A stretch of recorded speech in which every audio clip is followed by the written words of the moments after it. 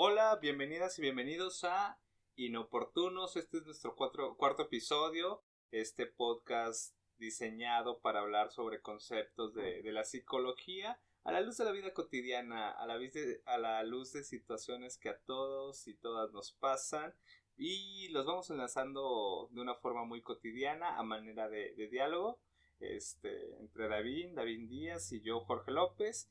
Y como se los habíamos prometido, el día de hoy tenemos el tema de la muerte, enlazándolo un poquito con el tema del miedo del que hablábamos la sesión pasada, pero también a propósito de las fechas, que también sí, sin duda es complicado no estar como impregnado de mensajes en torno a la muerte, de visiones en torno a la muerte, y pues también desde las festividades y la cotidianidad de la mexicanidad, que es como una cuestión que también trataremos de abordar un poco.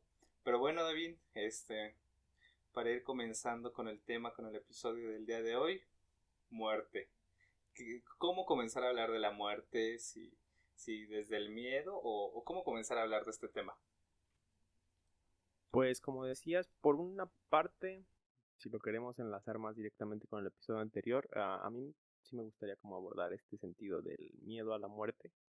Digo, creo que no hay, al menos por el momento, tanta necesidad de meternos en definiciones y conceptos. Creo que ya todos entendemos un poco a qué nos referimos con la muerte, aunque quizás haya otro tipo de muerte que ya veremos al final del episodio quizás. Pero en ese sentido, cuando hablamos de muerte, suele haber muchos tabús al respecto. En general, solemos no abordar mucho este tema, al menos no directamente. Le sacamos mucho la vuelta. Es raro hablar de la propia muerte o de la muerte de las demás personas. No sé si a ti te has tocado escuchar mucho esto que, ay, pero ¿y si se muere tal persona? No, no digas eso, no andes diciendo, no juegues con esos temas, ese tipo de cosas, ¿no? Y particularmente en nuestra cultura tenemos una relación muy ambivalente con la muerte, porque por un lado está este tabú de no hables de la muerte, a menos que sea 2 de noviembre, claro está, que es como el único día en el que está permitido hablar de la muerte.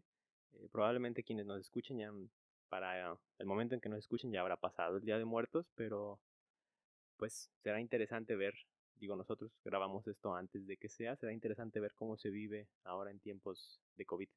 Pero bueno, me estoy saliendo del tema. Entonces, esta cuestión del tabú hacia la muerte creo que tiene mucho que ver con un miedo en general. Y pues lo hablábamos la sesión anterior, ¿no? Yo mismo decía que yo tenía este miedo hacia la muerte, pero antes de aterrizar y de contarles por qué sentía o qué era eso que a mí me daba miedo de la muerte, me gustaría lanzarte a ti la pregunta, Jorge. ¿A qué le tenemos miedo de la muerte? O sea, ¿qué es eso de la muerte? ¿Qué representa la muerte para que nos dé miedo? ¿Qué es eso de la muerte? Bueno, me gustaría primero responder eso para después dar paso a por qué quizá le tengamos miedo. Me parece que la muerte es esta realidad psíquica súper abstracta y que es difícil simbolizar. Nos hemos creado distintos mecanismos para tratar de simbolizarla, como lo es a través de las distintas religiones, la espiritualidad y muchas otras formas para tratar de darle una connotación simbólica, pero realmente, ¿qué sabemos de la muerte? Creo que lo único que sabemos de la muerte es que es una condición inevitable de todas las personas, todas en desde nuestra mortalidad llegar el punto en que tengamos que enfrentarnos a ella y primero quisiera definirla como esta realidad insimbolizable que no podemos simbolizar, darle un símbolo particular y desde ahí yo creo que explicar el miedo. Como es algo, el miedo que nos provoca la muerte, como es algo incapaz de simbolizar, que hay una serie de enigmas, dudas, incertidumbres detrás de ella, no sabemos qué nos espera o no, qué nos depara o qué deviene después de afrontar este momento en nuestras vidas. Entonces quizá el miedo a enfrentarnos a ella o esta serie de tabús que se van poniendo o que se van estableciendo en torno a la muerte sean justamente quizá resultado del desconocimiento que hay después de la vida, en el momento en que muramos, en el momento en que estamos muertos. Entonces, y creo que también, quizá en ese sentido, creo que también vale la pena pensar que el miedo a la muerte surge por quizá las resultado de las cosas que hagamos o no en la vida. Hay una frase de un filósofo mexicano, no recuerdo el nombre, que dice algo así como de no hay que llegar con vergüenza al futuro, y creo que lo mismo sucede con la muerte, ¿no? No hay que llegar con vergüenza a la muerte, y eso supone enfrentarse a todos los actos o acontecimientos que hemos llevado en nuestra vida.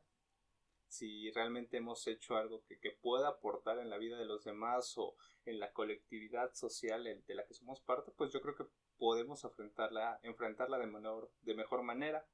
En ese sentido, me parece que hay cosas más condenables o más terribles que la muerte en lo biológico. Quizás sea la muerte en lo simbólico o en lo psíquico, que puede ser más complicado que únicamente la muerte en lo biológico. ¿A qué me refiero con esto?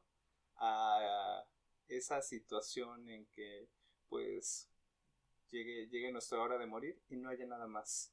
No hayamos dejado cierto legado, ciertas enseñanzas a nadie de nuestras personas, pero pues quizá tampoco que puedan preservarse a la posteridad. No sé si en ese sentido voy respondiendo tus preguntas, amigo. Muy interesante todo lo que mencionas, sobre todo porque deja de manifiesto características de la muerte que ya nos van dando luz sobre por qué es un tema tan polémico y tan poco hablado. Por un lado, esta ambivalencia extraña entre que es lo más certero que hay en la vida, dicen por ahí, no hay nada seguro en este mundo más que la muerte. Cualquier cosa puede pasar, pero independientemente nos vamos a morir eventualmente. Y sin embargo, es la mayor certeza que tenemos, pero aún así es muy incierto después, lo que mencionabas, ¿no? O sea, sí, me voy a morir, pero ¿qué va a pasar después? ¿O qué habrá en el más allá? Si es que hay un más allá, si, no sé, como decías, todas las explicaciones que hay a nivel de las religiones y demás, y deja de manifiesto eso, o sea, cómo lo más certero que tenemos es también de lo que menos conocemos, no sabemos realmente qué hay después y de ahí ya empezamos a ver cómo pues es definitivamente algo que nos puede generar mucha ansiedad, ¿no? A mí en lo particular de la muerte me daba mucha ansiedad esta idea de la eternidad, por ejemplo, que viene mucho de la religión. Eh, Particularmente en el catolicismo se habla mucho de esta idea de que después de la muerte viene la vida eterna. Y a mí la eternidad me daba horror, ¿no? Imagínate, o sea, cómo no hay un fin. Genera mucho miedo el no saber qué va a pasar. O sea, pues realmente no sabemos qué pasa cuando nos morimos. Inclusive esta otra idea de si te vas a ir al infierno, si te vas a ir al cielo, etcétera, etcétera. Es un tema tan incierto que nos deja mucho espacio para la interpretación y en la medida en que hay interpretación de lo mismo, como decíamos en el capítulo anterior, pues se presta mucho para que ahí se depositen otro tipo de miedos, ¿no? Que es uno de los que tú mencionabas. A lo mejor el miedo no es a la muerte en sí, sino a esta condición certera que tiene irreversibilidad. Es decir, te mueres y ya. Por eso la muerte es tan aterradora, porque una vez que mueres ya no hay más. Ya no tienes oportunidad de hacer más cosas, ya no tienes oportunidad de enmendar errores, y que es todo un tema, ¿no? En general, cuando alguien fallece, después surge mucho esta cuestión en los que quedamos en el mundo terrenal, esta cuestión del qué no le dije, qué no hice, qué no procuré, etcétera, etcétera. Esta cuestión de irreversibilidad a mí me parece que es uno de los puntos fundamentales de por qué la muerte nos da tanto miedo en general, porque no me vas a dejar mentir, en realidad es un miedo común. No es como algo particular mío, creo que en general la mayoría de las personas podrán hablar de un miedo a la muerte, y si no es de un miedo a la muerte, a lo mejor también puede ser un miedo a lo que tú decías, ¿no? A como llegar a esta última instancia de la muerte sin arrepentimientos. ¿Y qué tan factible es realmente esta postura? ¿Qué tan factible es llegar a la hora de la muerte sin arrepentimientos? Pero bueno, ahí lo dejo como punto de discusión. Me encanta esto este cuestionamiento que también haces al respecto de qué onda con los que se quedan, con las personas que no se mueren. Y en ese sentido pienso que no es la muerte la que nos separa, es la vida la vida la que nos separa y que nos va alejando quizá de esos puntos, de esos lugares de comunidad que tenemos con las personas, de común unidad, de ideales en conjunto, pero no son en la muerte en donde se van estableciendo lugares de diferencia, sino más bien desde la vida, desde lo que hacemos cuando estamos en vida.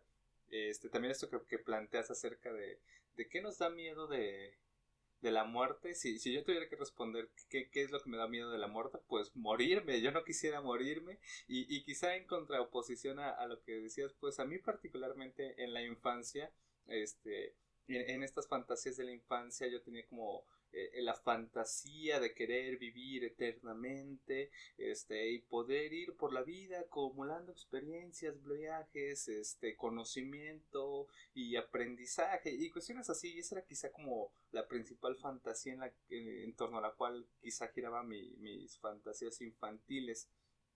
Pero creo que con el crecimiento, con llegar a la vida adulta, no sé, uno se va dando cuenta que eso sería sumamente aterrador, terrorífico, y creo que también a través de las producciones populares de la cultura, con las películas, libros, nos damos cuenta que, no sé, en los libros, películas que se hacen al respecto de la inmortalidad, pues se nos presenta a personajes sumamente perturbados y consternados y que llega el punto en el que más bien buscan la muerte, buscan morirse. No recuerdo ahorita la serie, la película que veía en torno a un personaje que estaba buscando justamente eso, morirse. Entonces, pues volviendo a la pregunta, pues ¿qué me da miedo?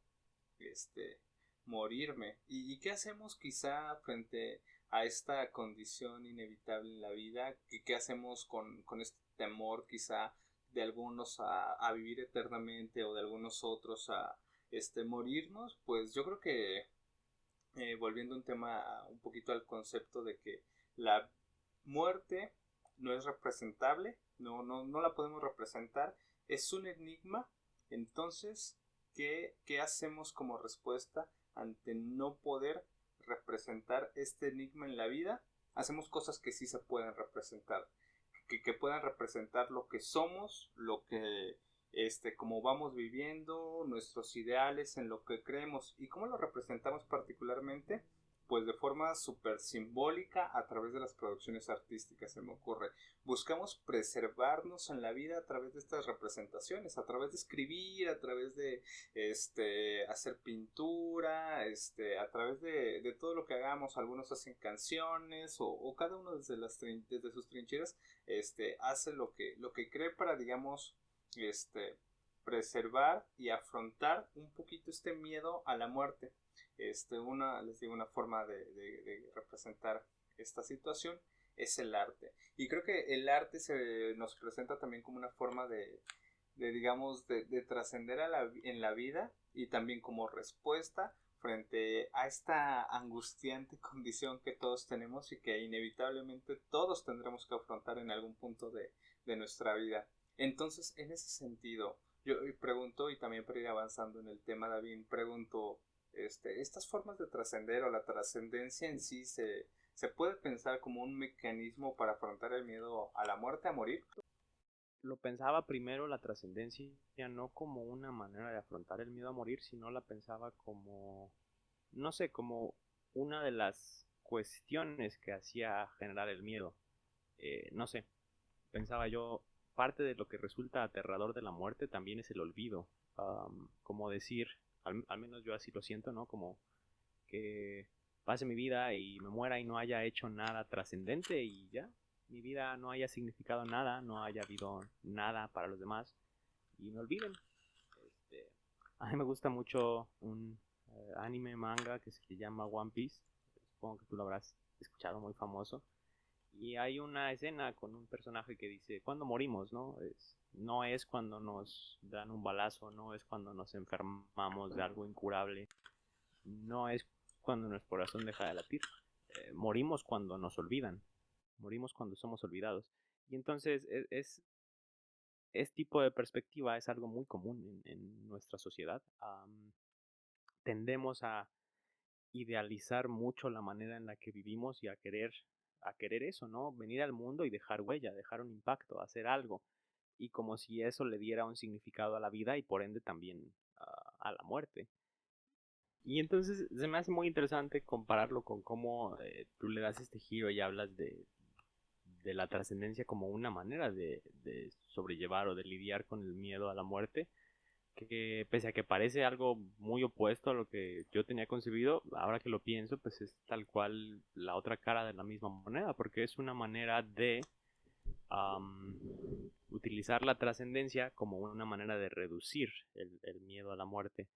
Es decir, si yo antes hablaba de cómo el no trascender puede generarte más culpa o más incertidumbre y más terror hacia la muerte, el hecho de buscar trascender puede ayudarte a llegar a ese momento de la muerte de una manera distinta, como mencionábamos, ¿no?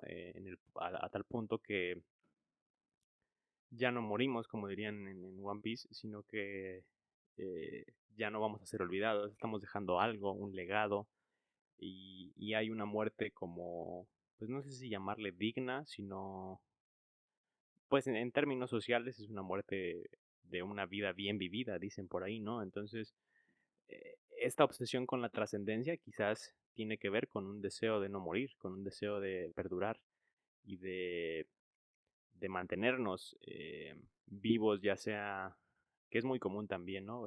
Mantenernos vivos en nuestros hijos, en, no sé, si creamos en nuestra obra, ya sea escrita, musical, etcétera, etcétera, mantenernos vivos en todo aquello que produzcamos. Si producimos, no sé, como psicólogos una nueva teoría, ya que nuestro nombre aparezca citado en formato APA en los libros de la biblioteca de la facultad, pues ya es una manera de seguir vivo, ¿no? Y aún así es paradójico, ¿no? Porque no tenemos certeza de que nosotros nos vamos a enterar de qué pasará después y aún así buscamos esa trascendencia de la que después no nos vamos a enterar.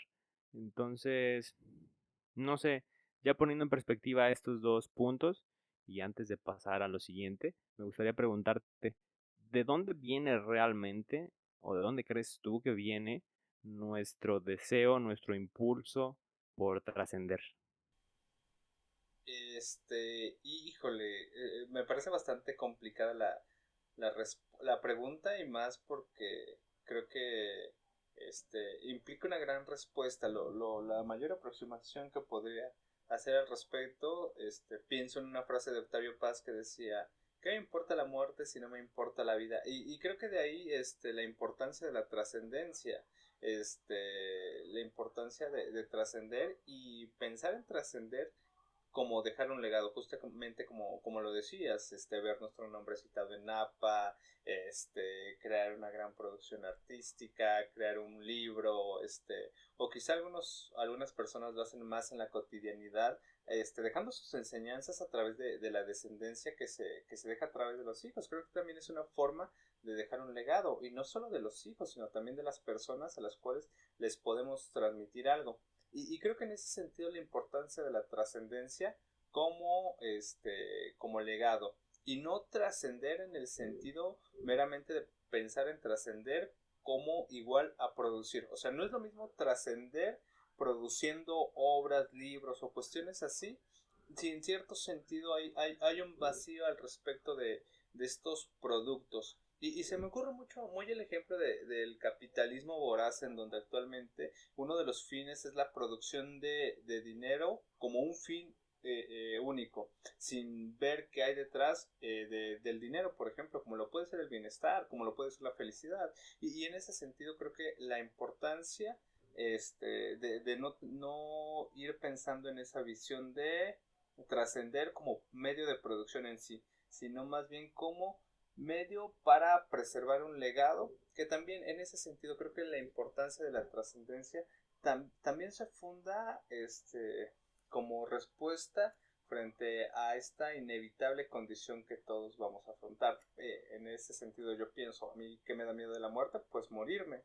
¿Y qué me da miedo de morirme? Pues que mi condición como persona, todo lo que yo soy como sujeto, lo que soy, mis palabras, mi personalidad, mis rasgos físicos queden anulados en el avance de la historia y pues ya, digamos, llega un punto en donde eso que fui, eso que me costó, eso que pude construir de mi persona, termina en un punto. O sea, esta idea de finitud yo creo que también es un concepto abismal en la condición humana, o sea, somos finitos ante circunstancias infinitas y en esa finitud pues lo que podemos hacer es tratar de prolongar lo que más se puede en nuestra existencia, porque claro, es inevitable también pensar en que vamos a preexistir o existir por el resto de la eternidad, por el resto de los siglos, amén, o cuestiones así, no, realmente va a llegar a un punto, pero quizá también, no sé, esta idea de que va a terminar mi vida a mí me parece una idea terrible, una situación abismal y también complicada de llevar, y creo que en ese sentido, pues también, la cuestión de la trascendencia. Y también, para ir enlazándolo con los temas que tenemos pensados, pues también quizá esta, esta idea de trascender sea un mecanismo de supervivencia. Los cavernícolas lo hacían a través de las pinturas rupestres, a través de, no sé, crear herramientas, la agricultura, eran sus medios de trascender. Ahora tenemos quizá algunos más rebuscados, pero quizá en el sentido sea tengan como el mismo fin, ¿no? La supervivencia de nuestra condición humana. O no sé qué piensas al respecto en ese sentido, amigo. Sí, justamente, fíjate que no lo había pensado así, estaba pensando, este, teníamos aquí entre nuestras notas como pensado enlazar el tema con esta parte del instinto de supervivencia y a mí de pronto no me quedaba del todo claro cómo voy a enlazar estos dos temas, pero ahora que lo mencionas es completamente cierto. Am, de pronto hemos estado hablando en este episodio de términos muy elevados, muy filosóficos, muy existenciales, pero se nos está olvidando también esta parte que ya mencionábamos desde el anterior, ¿no? En el episodio anterior hablábamos del miedo como una cuestión biológica evolutiva en un primer momento que después se convierte en algo más elevado, por así llamarlo. Y si hablamos de la trascendencia, entonces también la podemos ver desde este mecanismo biológico, ¿no? A final de cuentas, mucha de nuestra manera de vivir, de comportarnos, si bien no está completamente dominada por eso, pues tiene muchas influencias de nuestros antepasados y de nuestra supervivencia, como decíamos, ¿no? El miedo es un mecanismo de supervivencia también, pero entonces el deseo de trascendencia quizás lo es en un sentido más completo. Ya no es que sobreviva yo, sino que es que sobrevivan los míos y que sobreviva la raza humana. Entonces, quizá por eso, como decía, se dejaban todas estas pinturas, se dejaban registros y demás, que si bien eran para no ser olvidados, también servían como guías, seguían como una cuestión de experiencia, como una cuestión de transmisión de conocimientos, que es parte de, ¿no? Hablabas tú de este ejemplo de la trascendencia a través de los hijos, del formarlos, del procurarlos, etcétera, etcétera, pues es una manera de trascender uno mismo sabiendo que estás dejando, pues no sé si la palabra sea en buenas manos, pero dejando bien capacitado o bien formado y con las herramientas suficientes a las futuras generaciones, ¿no? Y entonces, qué interesante pensarlo desde esta perspectiva, porque se vuelven otra vez dos caras de la misma moneda, ¿no? Por un lado, esta trascendencia que lo que busca es, por una parte, el dejar un legado hacia las futuras generaciones para que sigan sobreviviendo, y a la par hay otro movimiento ahí muy interesante que es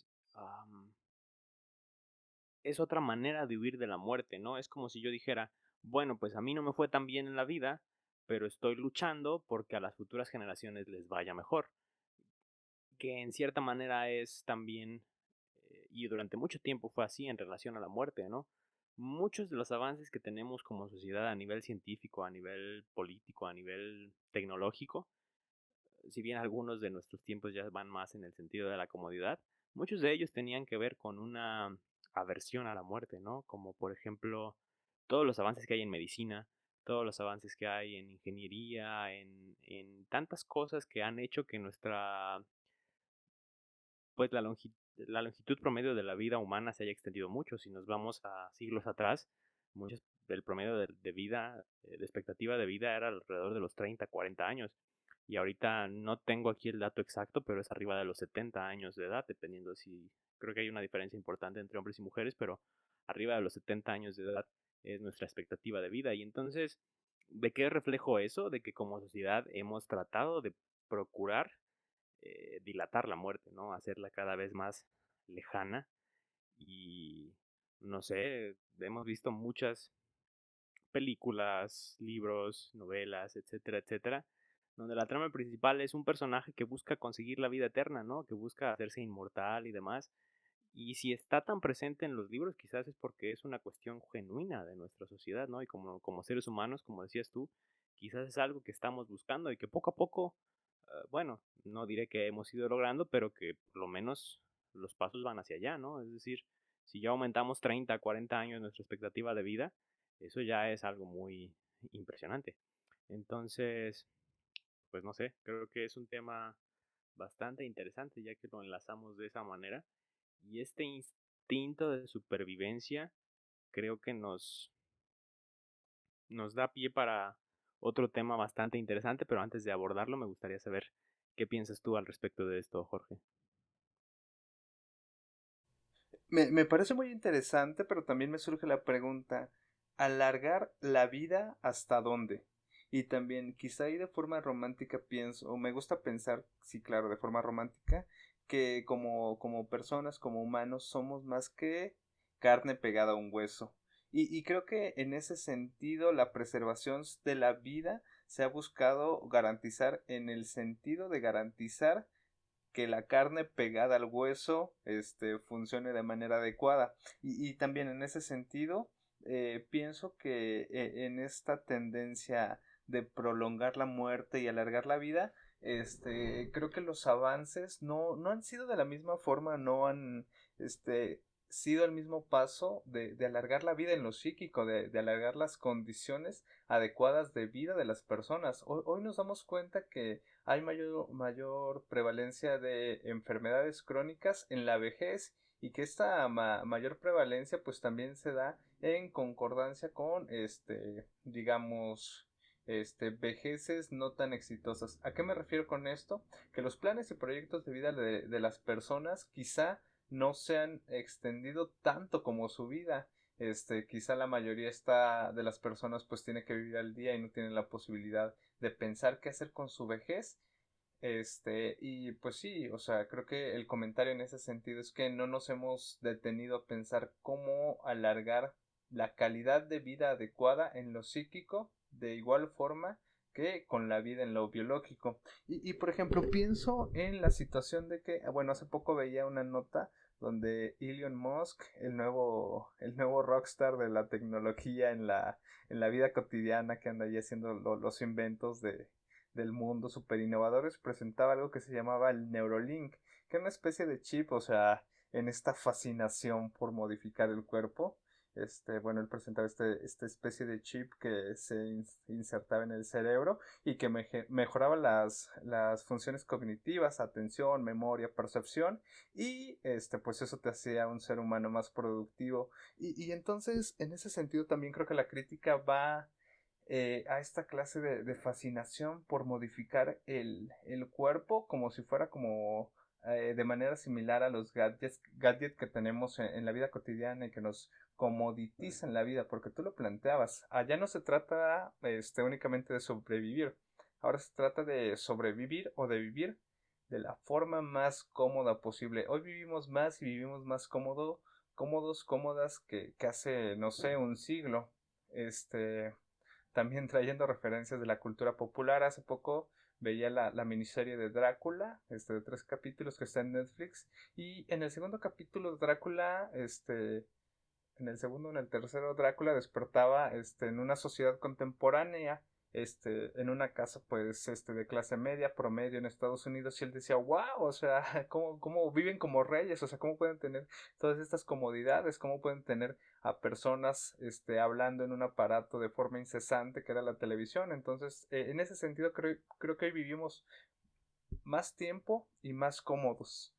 Y creo que también se ha dado como resultado de esta aversión colectiva social a la muerte. Nos hemos procurado ir extendiéndola, pero pues no sé, creo que también estas formas o estas modificaciones en el cuerpo para garantizar la existencia, pues creo que tendrían también que ir muy enfocadas a la salud mental.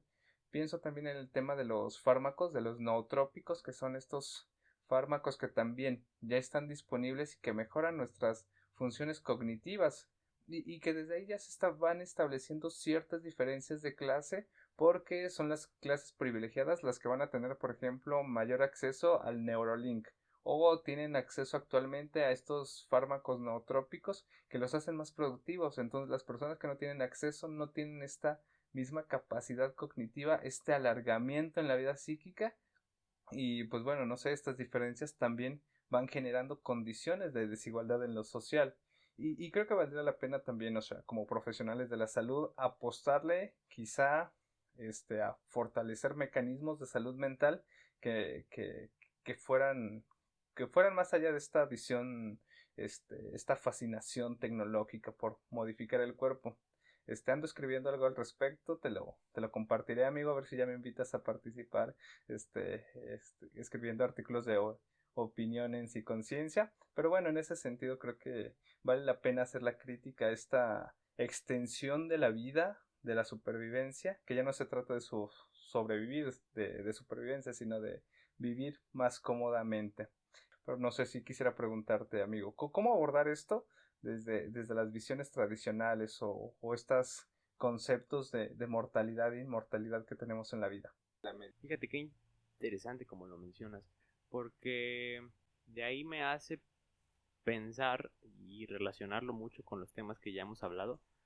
Y es un fenómeno interesante, creo que es algo muy común en muchos aspectos, y que era lo que ya decía desde el capítulo anterior.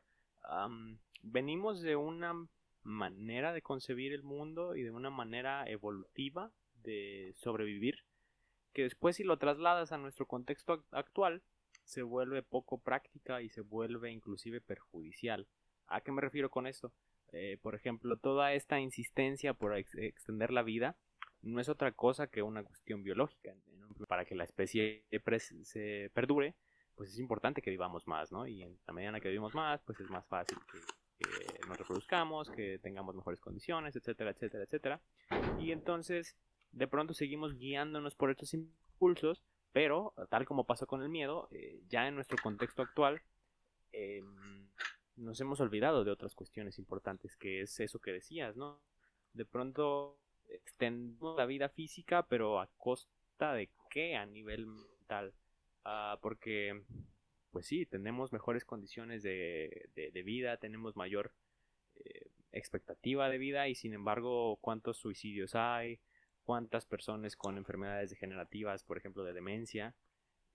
Que si bien viven muchos años, pues los últimos años de su vida ya no los viven como en plenitud y los viven inclusive desconectados y sin conocer, sin saber qué está pasando, ¿no? Entonces, esta desconexión entre cuerpo y mente es muy grave, es muy difícil y nos deja a nosotros como psicólogos en una posición también complicada porque cómo reenseñas a las personas a vivir la vida de una manera distinta a este modo evolutivo tan automático en el que pues ya no hay tanta concentración en la vida interior, sino completamente en la vida exterior. Y bueno, entonces en ese sentido también me lleva a pensar en otro aspecto que es muy importante. Hasta ahorita hemos estado hablando de la trascendencia, del deseo de no morir, de dejar huella, etcétera, etcétera. Sin embargo, esta no es la realidad de todas las personas, al menos no de manera consciente. Y si existe esto, también existe su contraparte, que es la el vivir la vida, como decías, de manera cómoda y con este mentado YOLO, que es el acrónimo del inglés para solo vives una vez, y entonces despilfarrar la vida y vivírsela llena de placeres y no buscar nada más, sino en el aquí y en el ahora. Si mañana me muero, por lo menos hoy viví bien vivido, dicen por ahí, ¿no? Entonces, esta manera de concebir la existencia en realidad es paradójica porque nos acerca a otro posicionamiento que ya no es el de trascender, sino el de la autodestrucción. Freud, desde el psicoanálisis decía, ¿no? Hablaba de esta llamada pulsión de muerte, que se refería como a esta cuestión innata de los seres humanos hacia que tendíamos hacia la autodestrucción, hacia el querer volver a nuestro estado inicial, que era un estado inerte, un estado sin movimiento, sin vida. Y entonces, quizás yo no esté como 100% metido en el campo psicoanalítico, pero este concepto me parece interesante y se ve reflejado en muchos otros aspectos, ¿no? No nada más existe este deseo por trascender, sino también existe toda una serie de cuestiones en las que tratamos de vivir el momento sin importarnos el trascender o no. Y muchas de estas cuestiones suelen ser tendencias autodestructivas. Pongo un ejemplo, ¿no? Este YOLO suele ser sinónimo de fiesta, de tomar mucho alcohol, de consumir muchas sustancias, etcétera, etcétera, de desveladas, etcétera. Sin fin de cuestiones que acaban poniendo la vida en riesgo también, ¿no? Digo, todos sabemos que si fumas se vuelve mucho más probable que en la adultez te dé cáncer. Si tomas mucho, es más probable que te dé cirrosis, etcétera, etcétera, ¿no? Y sin embargo, esta concentración en el momento del aquí y el ahora lo tergiversamos de tal manera en que mi yo del futuro se cargará de las consecuencias, ¿no? Por ahora hay que disfrutar. Y entonces yo lo relaciono mucho con esto que decías, de nos hemos centrado mucho en extender la vida, pero ¿a qué costo? Y ahí haría la separación entre los esfuerzos como especie y los esfuerzos individuales. Porque por un lado, como especie sí, nos hemos centrado mucho en extender la vida, pero a nivel individual, quizá lo que hemos hecho más bien es nos hemos concentrado en vivirla, pero en vivirla de una manera, pues no sé cómo llamarle, que es autodestructiva, ¿no? Y que tiene mucho que ver con esta pulsión de muerte. Si llegamos a etapas tardías de la vida con muchos problemas, tiene en realidad mucho que ver con nuestra propia toma de decisiones, ¿no? Um, la diabetes, por ejemplo, la hipertensión, la obesidad, uh, los, algunos tipos de cáncer, la cirrosis por alcohol, etcétera, etcétera.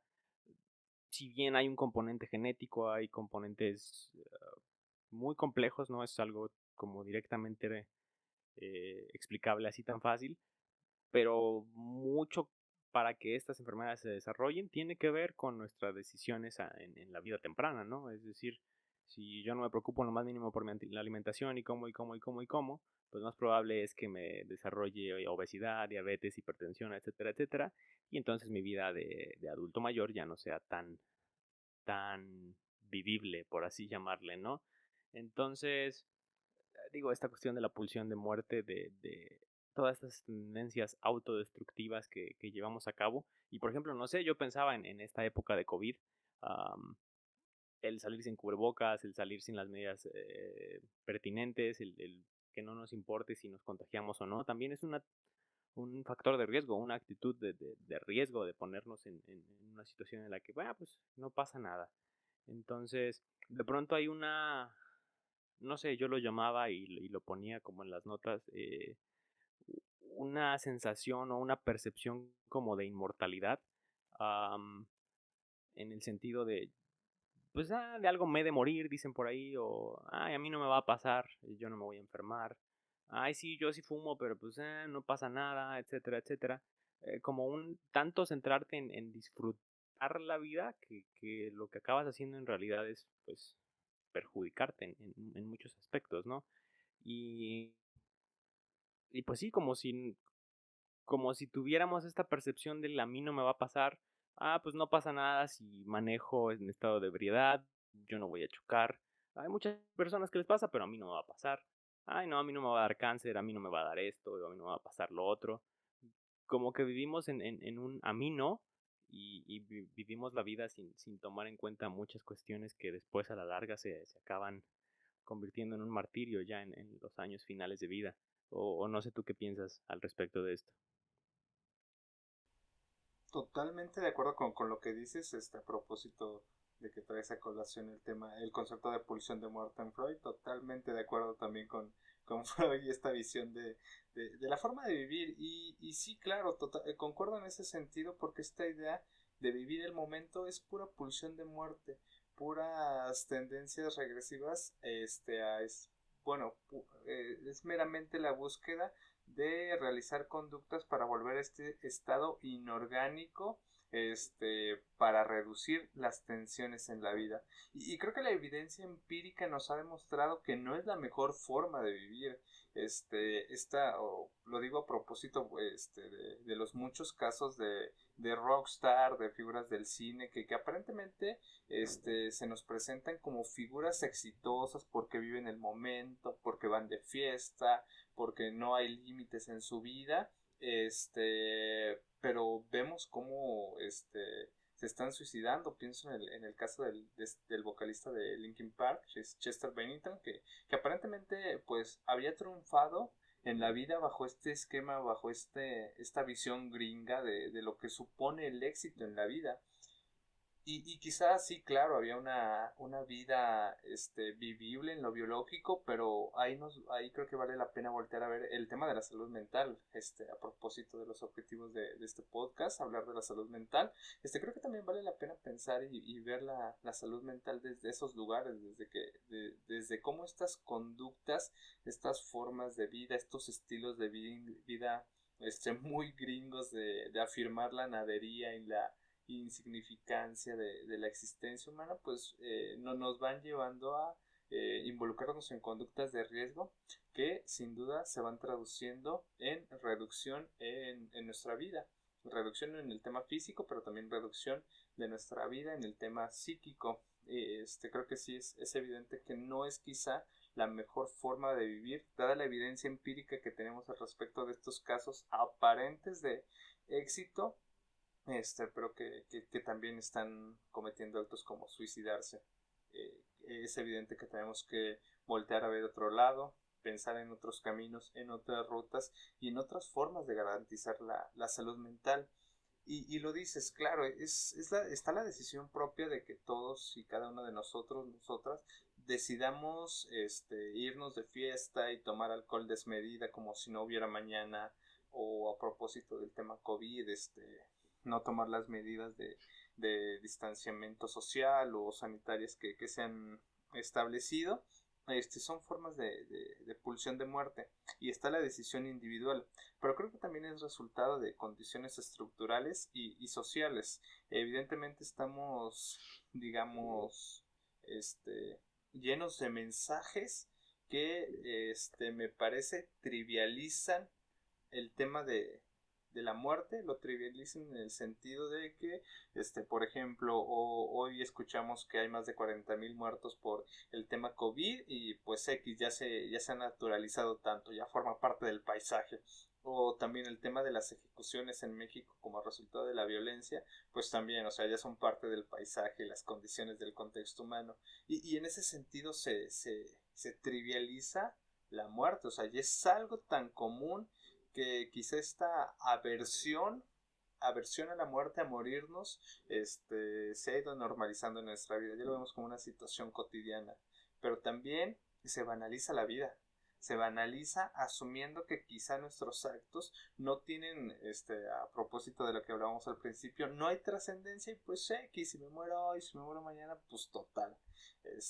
La vida se vuelve tan banal que quizá no hay rutas, no hay metas, no hay objetivos a largo plazo y en ese sentido quizás también se vienen a traducir en esquemas, en formas de vida individuales, claro, que tienden a realizar, que nos llevan a hacer actos por pura pulsión de muerte. Pero te digo, también me parece que es resultado de las condiciones sociales en las que estamos. Esas decisiones que tomamos en nuestra vida no son resultado únicamente de que yo me desperté hoy y dije, pues total, vamos a darle a la fiesta intensa y vamos a irnos de fiesta loca. O sea, no, creo que también es resultado de todos los mensajes de los cuales estamos cargados en nuestra vida cotidiana, en torno a estas situaciones y en torno a estas formas de ver la vida, que también creo que si alguien es culpable de esta situación es el capitalismo, y no nos vamos a poner a pelear contra el capitalismo como sistema económico de producción. Más bien vale la pena, como lo mencionaba en el primer episodio, salvar lo que amamos, salvar la vida, en este caso, dignificar la vida, pensar en la trascendencia y desde los lugares que nos toque estar, dignificar la condición humana, dignificar la vida y creo que también, a propósito del quehacer desde la psicología, hay mucho campo de acción por ahí, hay muchas cosas que podemos hacer desde ahí para reivindicar el valor de la subjetividad humana, subjetivizar cada uno de nuestros actos. ¿Qué quiere decir esto? Insertar cada uno de nuestros actos en una historia, en una vida atravesada por palabras, como sujetos del lenguaje que somos, y esas decisiones que tomamos en la vida, en nuestra historia cotidiana, insertarlas en esa historia que nos subjetiviza. Y quizá esta situación de dignificar cada acto humano, nos vaya trazando mejores rutas para vivir mejor y lidiar con la muerte, pero sin tender a banalizar la vida ni trivializar la muerte. No sé si en ese sentido fui un poquito claro, que es tema de nosotros en lo individual, pero también es resultado de las condiciones sociales en las que estamos y de la responsabilidad que como personas involucradas en la psicología tenemos para crear mejores contextos que sean más saludables y vivibles para las personas. Y en ese sentido creo que, bueno, ya para ir dándote la palabra, pues pienso que en ese sentido de la sensación de inmortalidad resultado de la trivialización de la muerte, pues nos lleva a, digamos, morir previamente en lo psíquico. ¿Y a qué me refiero con esto? A la muerte en lo psíquico como no tener expectativas más allá de trascender, de dejar un legado y únicamente vivir en el momento. Pero no sé, en ese sentido y con estas condiciones y frente a estas circunstancias tan complicadas, amigo, te pregunto, ¿hay momentos previos a la muerte en lo físico, en lo biológico peores? ¿Cuándo morimos realmente? Dadas estas circunstancias sociales, individuales y de las que hemos hablado en torno a la muerte. Híjole, es un tema bien complejo el que tomas ahorita. La muerte psíquica a mí en lo personal me parece un tema de mucho debate, de mucho... Sí, hay mucha tela que cortar en ese sentido, pero nos referimos con muerte psíquica a... mm,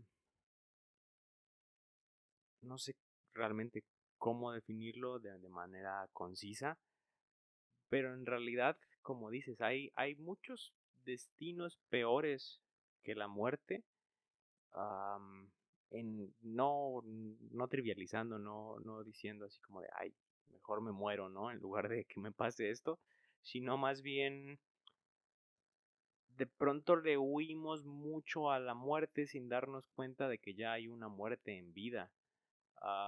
¿Y a qué me refiero con esto?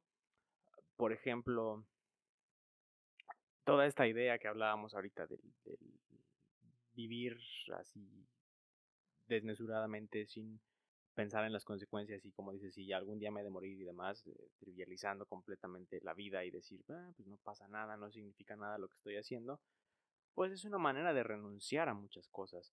En realidad, digo, a mí me parece sumamente paradójico esta idea de vive la vida al máximo. ¿Y qué hacen las personas que viven la vida al máximo? Se emborrachan y entonces no sienten nada. Se drogan y entonces no sienten nada realmente. Y son muchas conductas de evasión en realidad. No son conductas de vivir plenamente, son conductas de evasión. ¿Y qué evaden? Evaden sus sentimientos, evaden sus emociones, evaden su realidad, que a lo mejor tiene que ver con responsabilidad social, con responsabilidad familiar, con sin fin de cosas, ¿no? Y es una manera de huirle a muchas cosas. Era lo que decía el capítulo anterior, ¿no? Le tenemos tanto miedo a nuestras propias emociones, le tenemos tanto miedo a sentirnos mal, que lo que acabamos por hacer es no sentir nada. Huimos tanto de una decepción amorosa, huimos tanto de algo que nos pueda generar un malestar psicológico, que lo que hacemos es evitar también el bienestar psicológico. Entonces, prefiero no sentir nada que sentir algo feo. Y pues todo esto son conductas de anestesiamiento, ¿no? De no querer sentir, de no querer hacerme responsable de mi propio destino, de mi propia vida. Y era lo que decías, ¿no? A lo mejor sí puede que tengas razón o no, no hay manera de saberlo. Puede que existe toda esta postura nihilista de que la vida no vale nada, de que en realidad no tiene ningún significado ni ningún propósito ulterior. Am, pero a final de cuentas cada uno decide qué postura toma ante la vida. Digo, no es no es el único posicionamiento filosófico, y dependiendo de la postura que tomes también es la manera en la que vives, y la manera en la que vives pues determina muchas otras cosas importantes. Entonces, ¿qué tanto podríamos estar hablando de una muerte en vida en una persona que ya no siente? ¿Qué tan vida es una vida en la que no estás conectado con ninguna otra persona? Una vida en la que ya no sabes cuándo estás feliz, ya no sabes cuándo estás triste, ya no sabes realmente qué sientes en qué momento. Um, por hablar de un ejemplo sencillo de muerte en vida a nivel psíquico, que hay sin fin más, ¿no? Procesos de duelo, procesos de melancolía, um, inclusive, no sé, enfermedades degenerativas como el Alzheimer o cuestiones así que acaban haciendo que la persona realmente no viva con conciencia sus últimos años de vida. Entonces, digo, es un tema complejo, es un tema muy, muy difícil, pero a lo que yo quería llegar con esto es dos caras de la misma moneda en el no querer sentir, en el no querer, en este tema de evasión, y por el otro lado el tema de la trascendencia, pero ambas posiciones lo que hacen es evitar realmente ese vivir el aquí y el ahora. Um, por una parte, la persona que se somete a todas estas conductas autodestructivas y a toda esta manera de vivir en la que no importa nada, pues realmente no está viviendo el momento. En realidad lo que está haciendo es evitar vivir el momento. Eh, puede vivir a lo mejor no podríamos hacerlo tan burdo como, ay, vive en el futuro, yo qué sé, pero no vive realmente, o al menos no en plenitud, el momento presente. Y la persona que se ensaña y que se enfoca completamente en la trascendencia y en decir, porque digo, lo pintamos muy bueno en el momento, pero también existe su parte negativa, ¿no? Las personas que se obsesionan con trascender y entonces se viven toda su vida, no sé, los científicos que se viven toda su vida tratando de publicar libros, publicar artículos, publicar y publicar y publicar, y en qué momento vivieron, ¿no? O los autores también, cuántas historias no hay de músicos, de escritores que tuvieron una vida realmente pues muy triste, muy difícil, ¿no? Con tragedias, con excesos, como decíamos, y con trastornos mentales fuertes, y que sí dejaron su obra, pero pues que tanto también vivieron su vida, ¿no? Entonces, son dos caras de una moneda que nos alejan del vivir realmente. Y yo te lanzo la pregunta a ti, ¿no? Ya para ir un poco cerrando. ¿Qué tanto realmente es importante estar preocupados por el morir o por el trascender? Y quizás mejor estar ocupados en vivir. De nuevo, bastante complicada la pregunta, amigo, más complicada la respuesta, pero antes de pensar en esta preocupación por morir o la ocupación por vivir, sí quisiera retomar un poquito de lo que mencionabas, de esta ironía de quienes viven al máximo se mueren, que sí me parece bastante irónica y con bastante sentido, dado también la evidencia empírica que tenemos al respecto de la sociedad, del funcionamiento de las personas. Y también esta complejidad de la trascendencia y la muerte, porque sí, como lo mencionas, quizá también se asocia a los grandes genios de la historia, con procesos de vida bastante complicados o con conductas tendientes a la disfuncionalidad, o sea, la locura, consumo de sustancias, involucrarse en situaciones de riesgo, y entonces, pues, no sé, me parece desde ahí bastante complicado y discordante el hecho de decir, pues vivieron corto en lo biológico, pero en la historia sus enseñanzas, sus preceptos se han conservado. Entonces, no sé, creo que es bastante complicado. Y en ese sentido, no sé, creo que también a propósito de esto y de lo anterior que mencionabas del tema de no vivir nuestras emociones, me gusta pensar en una frase que decía Carlos Fernández Gaos, psicoanalista mexicano, que decía algo así como que todo cobra sentido en el intercambio fecundo de los afectos humanos.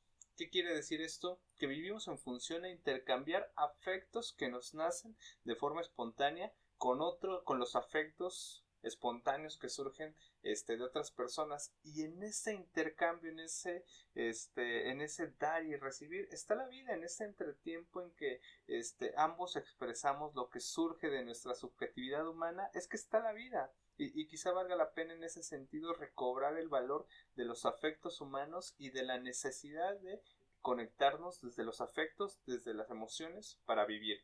Y quizá no sé, también es una forma distinta, una forma de trascender de forma distinta, porque quizá no sé, a propósito lo digo a título personal, quizá no se recuerden mis enseñanzas en la vida, pero pues no sé, si se recuerda lo que les hacemos a sentir a las demás personas, pues yo creo que ya eso es un avance y es otra forma de dejar un legado.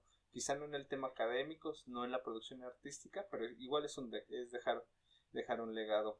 Y ahora sí, como decías, para ya ir cerrando, preocupados por vivir u ocupados en morir o a la inversa, ocupados en vivir y preocupados por morir, creo que, no sé, en este juego de palabras puede hablarse de lo mismo. Y quizá me gusta pensar que no es lo mismo vivir que honrar la vida, y no es lo mismo morir que honrar la muerte. Quizá para que la vida tenga algo de brillo, para que tenga algo de sentido, para que, digamos, podamos voltear a ver lo que hicimos en nuestra vida con orgullo, es necesario poder subjetivar la muerte. Es decir, incluir a la muerte como algo que está dentro de la vida misma, no como un acto de contingencia o algo que pasa simplemente por azar, por suerte, por destino o por fatalidad. O sea, no, la muerte está inscrita en mi vida, y las decisiones que yo vaya tomando, como la vaya incluyendo yo en mi historia, la voy subjetivando y no se la voy dejando al azar o al destino, sino también los actos que yo haga tienen que ver con ella. En algunos casos, y por lo poco que sabemos al respecto de la muerte, pues vale la pena ir pensando en subjetivarla y no pensarla como un acto de contingencia, como un acto de destino, de azar, de fatalidad, sino más bien incluirla. Y creo que también en ese sentido, y dado el nivel de comprensión que tenemos de la vida, de la vida, y en contraposición con la muerte, creo que vale la pena principalmente ocuparnos en vivir de la mejor manera, y no ocuparnos, ni mucho menos preocuparnos. El paso previo a la ocupación es la preocupación, ocuparnos en la muerte. Entonces, pues, ¿qué hacer al respecto? Me parece que justamente eso, subjetivarla, incluir en nuestra historia, y dándonos cuenta que es una condición de vida, subjetivarla, digamos, no negarla. Y pues a propósito de las fechas, sí, claro, vale la pena establecer rituales en torno a la muerte. Los rituales divinizan los actos, les dan importancia en un contexto social, pero quizá no anclarnos en ello, porque el anclarnos quizá en la muerte ya sea de alguna persona, o en las muchas muertes simbólicas que vivimos en nuestra vida, con las pérdidas que tenemos, nos lleva a afrontar otros sucesos, que es el duelo, que quizá no lo hablamos. No sé si, yo creo que vale la pena hablar justamente al respecto del duelo, ¿no? Como esos procesos que asumimos, esos momentos que tenemos frente a la pérdida de algo. Que también yo creo que el tema de la pérdida se relaciona mucho con el miedo a la muerte. O no sé qué pienses al respecto, amigo. Híjole, otra vez me lanzaste muchos... Bueno, me quedé pensando en muchas maneras de aterrizar todo esto que mencionabas. Am, por una parte, a mí me gustaría regresar al concepto de que hablabas tú, de que no es tanto nosotros en un primer momento, sino que también influye mucho nuestro contexto social en el por qué decidimos optar por un camino u otro, que estos dos extremos que mencionaba, el extremo del vivir el momento sin realmente vivirlo, o del concentrarnos completamente en la trascendencia y olvidarnos completamente de vivir. Entonces, um, mucho tiene que ver con esto que ya mencionábamos la sesión anterior, y es que no se nos ha educado ni se nos ha enseñado a vivir de otra manera. Este modo de vivir es lo que se nos ha transmitido en los medios de comunicación. Nos vemos bombardeados con todas estas ideas de vive la vida y haz esto y haz lo otro, y un sinfín de comerciales de cuántas cosas para fomentar el consumismo, y poco se nos habla de cómo ponernos en contacto con nosotros mismos, porque para vivir en el momento realmente necesitaríamos tener una plena conciencia de nosotros mismos, de lo que sentimos, de lo que pensamos, de dónde estamos parados en la vida, y eso es muy difícil de alcanzar. Yo personalmente no creo haberlo alcanzado todavía, porque entre más uno se da cuenta de dónde está parado, más incógnitas surgen, ¿no? Entonces, no es un punto fácil de alcanzar y el reaprender. Entonces, pues la invitación también queda, ¿no? A la audiencia. Van a decir que cada sesión los invitamos, pero a final de cuentas creo que hay mil maneras me acordé del programa de Mil Maneras de Morir, pero también hay mil maneras de vivir, ¿no? Y hay mil cuestiones de las que se puede echar mano para trabajar y alcanzar la plenitud a nivel mental. Somos seres complejos los humanos, hay mil cosas en nuestra cabeza, hay emociones, sentimientos, pensamientos, etcétera, etcétera, y tantas historias, tantos recuerdos que de pronto afectan la manera en la que nos desenvolvemos en este momento, y entonces hay que empezar también a desmitificar esa parte de la terapia en el sentido de que, como decíamos en un primer momento, no va nada más el que está enfermo mentalmente, sino también el que quiere alcanzar una plenitud. Entonces, a veces para alcanzar a vivir, ocuparnos en vivir, lo que se requiere es eso, es um, alcanzar esa conciencia plena sobre nosotros mismos, porque ya no se trata tanto de, como decías, a lo mejor para lograr esa subjetivación de la muerte y ese entendimiento de que es parte de, digo, en palabras suena muy bonito, ¿no? Pero no porque yo le diga a la audiencia, ay, mira, tienes que hacer esto, ya por eso se va a lograr, ¿no? Es como esta frase de, ay, pues no estés triste. Eh, es todo un proceso y es todo un caminar y es todo también un entender la muerte dentro de mi propio contexto, porque para ti la muerte puede significar algo muy distinto de lo que significa para mí. Eh, no sé, dependiendo mucho también de nuestras propias experiencias con la muerte, con nuestros duelos, con las personas que hemos perdido, con lo que se nos ha dicho de la muerte, lo que nosotros pensamos, lo que para nosotros sería trascender, etcétera, etcétera, ¿no? Entonces es todo un proceso, es sumamente complejo, y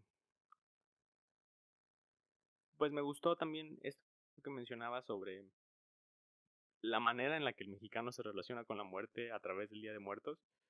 Otra vez, como el capítulo anterior, abordamos el tema que inspiró al capítulo hasta el final, pero toda esta cuestión de la ritualización y de todos los símbolos que se ponen en el altar y sí, todas las costumbres de las ofrendas y demás, que es una manera de conectar con los muertos y que regresa a esta idea de One Piece, de que no morimos mientras no somos olvidados, ¿no? Y entonces es una manera de mantener vivas a las personas que hemos perdido en ese sentido, y es un ritual que ayuda, a final de cuentas.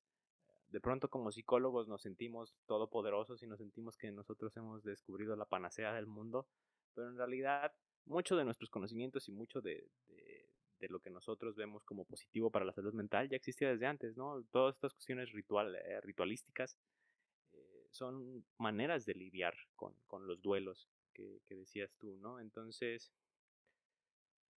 y hablando de ese tema, sí, creo que es muy, muy importante que abordemos el duelo, pero como ya se nos está acabando el tiempo, valdría mucho la pena quizás dedicarle un capítulo completo al duelo, porque esto nos remite a mucho de lo que hemos abordado el día de hoy.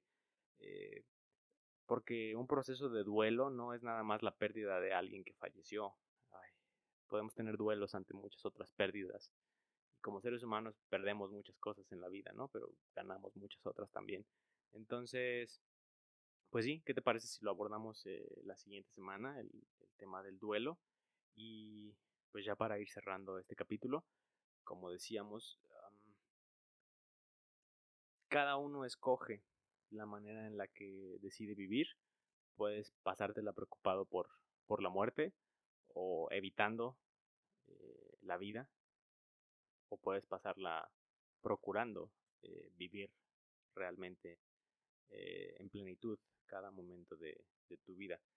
No es un tema fácil, no es algo que se logre a la primera, pero a final de cuentas uno acaba decidiendo y en la medida en la que se toma la decisión se puede generar el acompañamiento. Creo que hay muchos profesionales de la salud mental que pueden hacer ese acompañamiento y es cuestión de tomar la decisión y de encaminarse para allá y de recordar esto que hablábamos la sesión anterior de la incertidumbre, um, que no se trata de decir, ay, pues ya sé que va a pasar esto, que va a pasar lo otro.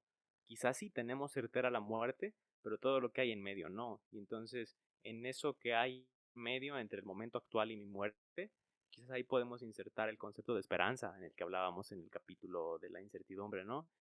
Y es como ese asumir una postura y decir, sí, tiene sentido lo que a mí me gusta en la vida, tiene sentido lo que quiero lograr y lo voy a empezar a lograr y lo voy a empezar a buscar y procurar para vivir mi vida de tal manera que vaya en concordancia con eso que deseo lograr. Y en la medida en la que somos capaces de generar ese movimiento, quizás es más sencillo que alcancemos esa trascendencia, que puede ser una trascendencia, como decías, a lo mejor ya no de que todo el mundo me conozca, pero también es importante recordar, eh, como decías tú, ¿no? Dignificar la vida humana y entonces no se trata de las cifras del COVID de los 40,000 muertos,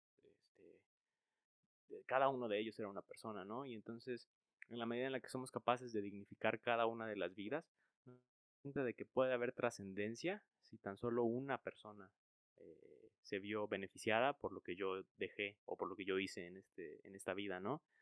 Entonces, digo, son posturas. No puedo decirles que esta es la postura perfecta ni la postura ideal para vivir la vida.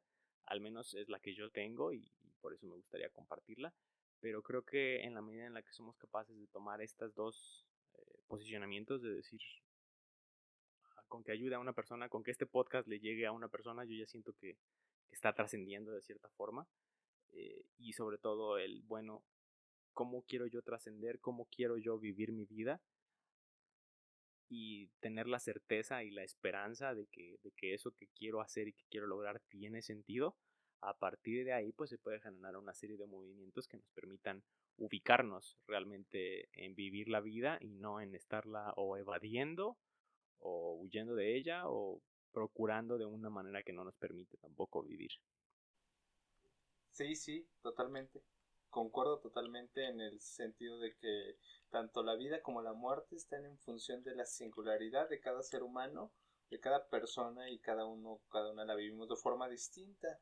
Y claro, en ese sentido no lo dices, y creo que en ese sentido también concordamos tuyo y también con esta frase de Jorge Drexler que decía de no creo en la eternidad de las peleas ni en las recetas de felicidad.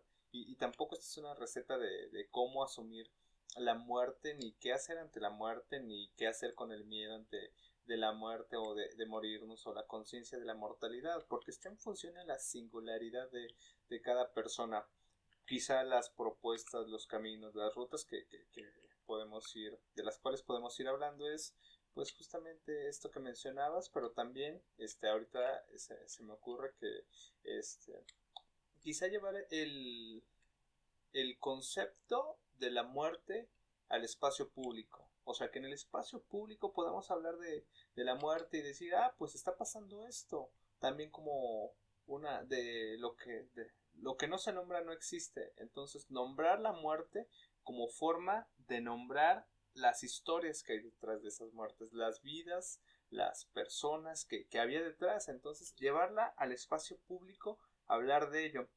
Pero también, de hablar también del concepto de muerte en nuestro espacio privado. Y más que hablar del concepto de muerte en nuestro espacio privado, afrontar nuestros procesos que se relacionan con temas de mortalidad en nuestro espacio privado. ¿Qué quiere decir esto? Que en lo privado también asumamos la conciencia de nuestra mortalidad, pero en este mundo que se define por sus opuestos, ya lo hemos hablado, si yo asumo mi conciencia, mi condición de persona que va a morir, también asumo mi responsabilidad que tengo de persona que vive, o sea, en contraoposición, si algo puede morir es porque está con vida. Entonces, pues también asumir ambas condiciones, ambos conceptos, y sí, claro, pueden ser condiciones muy fatalistas, muy, digamos, ensombrecedoras, pero a fin de cuentas son circunstancias que tenemos en nuestra vida y creo que con temor a generalizar, creo que nadie está exento de afrontar situaciones, acontecimientos en su vida que que tengan que ver justamente con la muerte. Pero bueno, sí, creo que ya nos extendimos un poco, amigo, el compromiso de hablar el próximo episodio en torno al duelo, los procesos de duelo, que sí, ya lo mencionabas, no únicamente se remiten a la muerte, sino también a todas esas pérdidas simbólicas que tenemos en nuestra vida, y creo que vale la pena y también se va enlazando bastante bien con lo que hemos hablado el día de hoy, y pues también con lo que hablamos al respecto del miedo, la incertidumbre y lo que hemos hablado anteriormente. Entonces, pues me parece un buen tema, la invitación a las personas a que nos escuchen la próxima semana aquí en Oportunos. ¿Algo más que decir, amigo? No, nada más. Me parece que es importante eh, todo lo que ya mencionaste y que las personas se queden con eso, ¿no? No damos recetas aquí en Inoportunos. Damos reflexiones y cada quien decide cómo las asume, pero mi invitación sí sería, independientemente de si te agrada la postura que estamos presentando nosotros, creo que vale la pena que identifiques qué postura estás tomando realmente tú y si la postura es realmente tuya o si es algo que a lo mejor se te ha ido imponiendo a nivel social, ¿no? Como decíamos hace un momento. Y cualquier postura que se tome está bien, ¿no? Siempre y cuando sea una postura asumida, una postura elegida y no una transmitida como nada más como manera de conclusión. Y pues sí, queden al pendientes de la siguiente semana. Creo que el tema del duelo da para muchísimo, entonces va a ser un capítulo muy, muy interesante. Síganos en nuestras redes sociales, en Facebook, en Instagram y en Spotify sobre todo. Vamos a estar subiendo los episodios cada semana. Síganos. Sí, estamos en Podbean, es donde estamos subiendo el podcast, pero más cómodo para todos en Spotify, ¿no? Entonces, pues sí, síganos en nuestras redes y queden al pendientes de la siguiente sesión. Por lo pronto, pues yo fui David Díaz, Jorge López también, y esto ha sido Inoportunos.